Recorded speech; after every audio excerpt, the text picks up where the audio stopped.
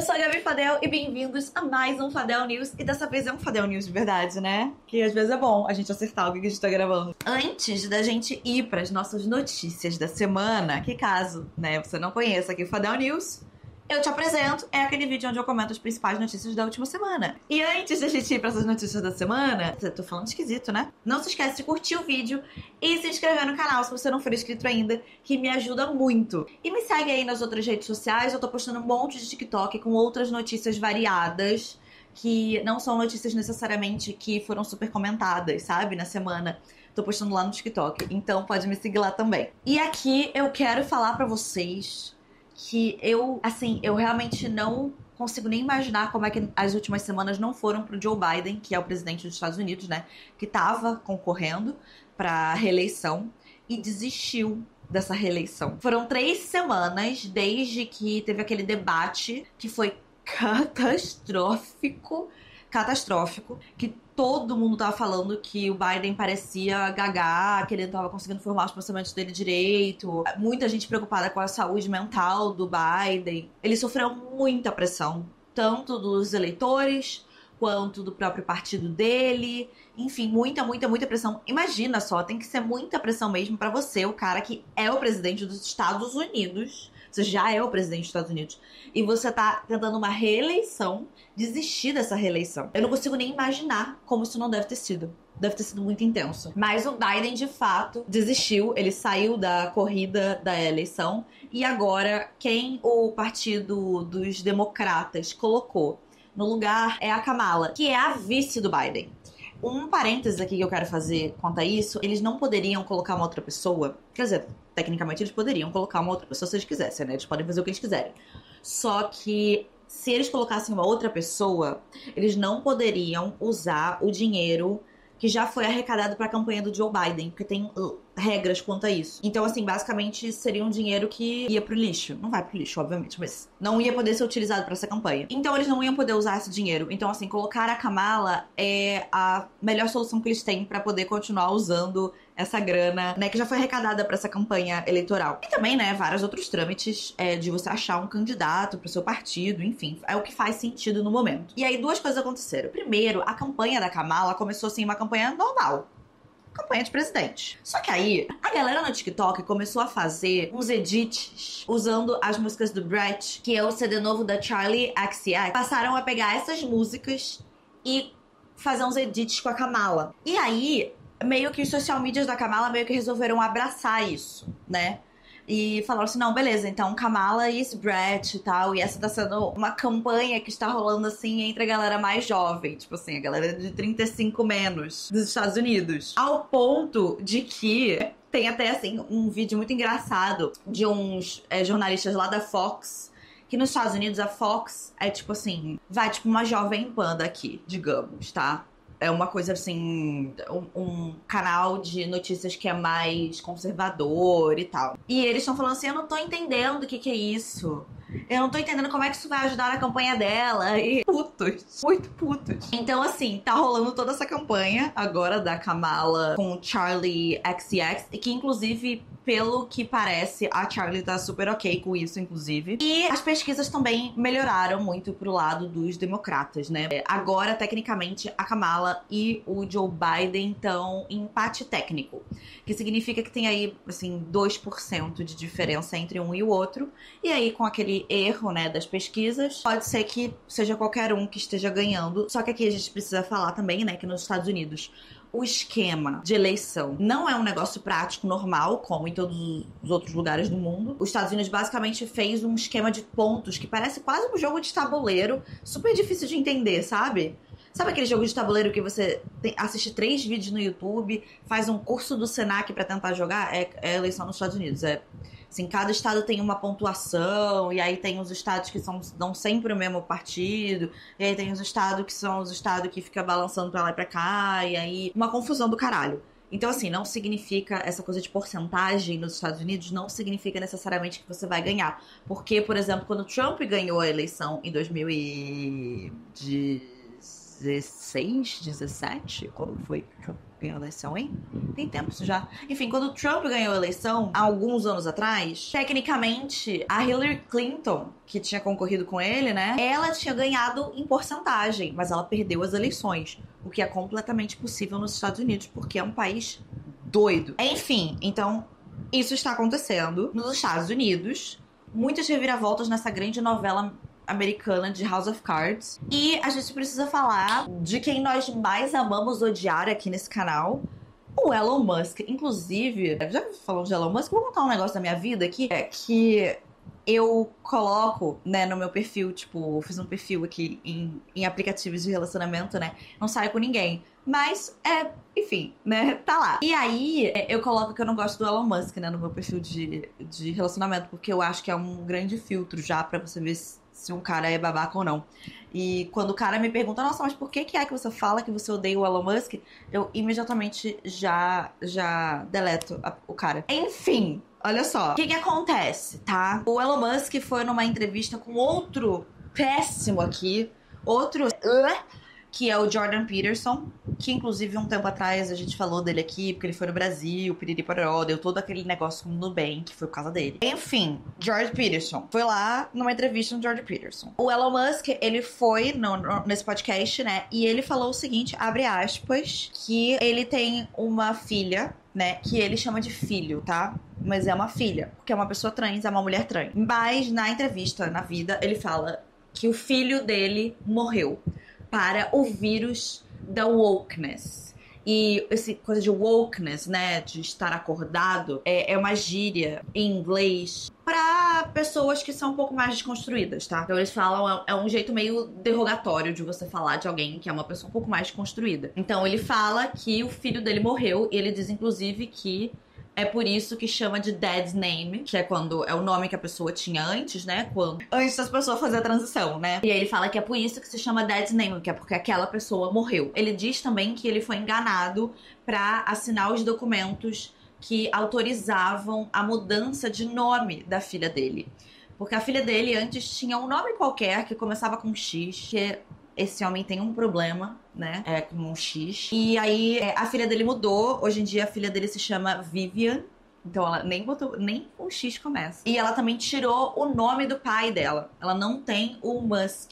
Ela tem só o nome da mãe, porque ela disse que ela não queria estar associada com ele de nenhuma forma. Ele fala nessa entrevista, né, que ele foi enganado pra assinar esses documentos, que foi no meio do Covid, e aí que começaram a colocar muita pressão pra ele assinar, e que disseram pra ele que o filho dele podia, caso ele não assinasse, esse tipo de coisa, né, começaram a falar isso. E aí ele disse que ele assinou, assim, meio que sem saber o que era direito, numa coisa, assim, meio pressa e tal. O cara não tirou nem o tempo para ler um documento sobre a filha dele. Ele só pegou, tá bom, tá fazendo drama? Tá bom, assina e foda-se. E aí depois, porque me enganaram. Você podia só ter lido, anjo.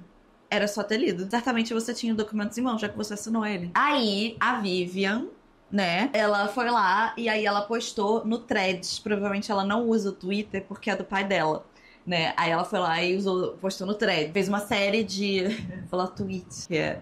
Enfim, você entendeu, né? E falou assim, estou muito bem para uma vadia morta. E depois ela botou vários prints, né, onde ela desmente várias das histórias que o pai dela contou. Sobre, por exemplo, a infância dela. E de quando ela descobriu que ela era trans. Aí ela posta um tweet em que o Elon Musk fala assim, que ela teria nascido gay e ligeiramente autista. 2 atributos que contribuem para a disforia de gênero. E aí tem um outro tweet do Elon Musk falando assim, eu sabia disso quando ele tinha cerca de 4 anos e escolhia roupas para eu usar como uma jaqueta e me dizia que era fabuloso, assim como seu amor por musicais e teatros. Mas ele não era uma menina. E aí, enfim, ela fala que ela não tinha amor por musicais e teatro, né? Que ela tinha só 4 anos. E ela fala que, enfim, ela tá muito bem.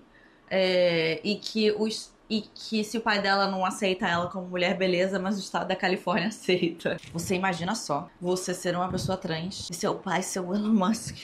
Jesus amado, porque assim, já deve ser muito ruim você ser uma pessoa trans, e você ter um pai transfóbico já é muito ruim. Mas aí seu pai transfóbico, ele ainda é um pai transfóbico famoso que fica falando de você pra todo mundo em entrevista. Puta que pariu, caralho, um minuto de paz. E aqui a gente tem a grande polêmica da Riachuelo e o uniforme da nossa equipe olímpica. Todo mundo sabe, todo mundo aqui já viu o uniforme horroroso que a Riachuelo fez. Aí a Riachuelo soltou uma nota dizendo que, basicamente, né, eles ficaram muito tristes, né? A gente sempre fica triste porque sabe o trabalho que deu e o quanto foi colocado de amor, de paixão.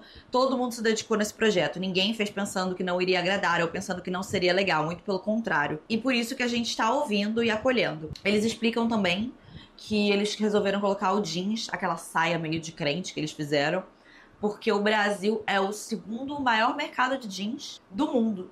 Então eles acharam que representaria bem o brasileiro.